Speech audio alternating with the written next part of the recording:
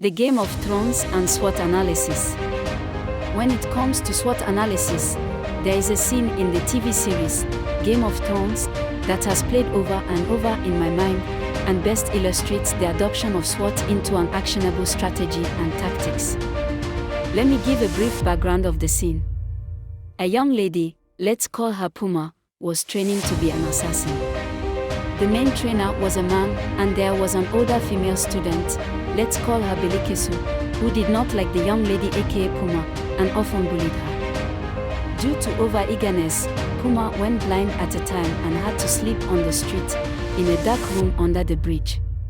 While Puma was blind, Belikesu daily engaged her in sword fights, and would beat and bully Puma. For one, Belikesu was a superior fighter, for two, Puma was blind. After a while, Puma regained her sight. But when sent on an assassination assignment, she did not carry it out. So a hit was placed on her head, and guess who the hit woman was?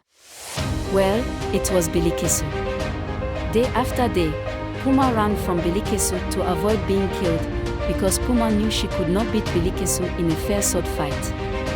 However, one day, while Puma was being pursued by Belikesu, she, Puma, ran into the dark room under the bridge. There was a single candle on. Belikesu entered the room, locked the door, and drew out her sword.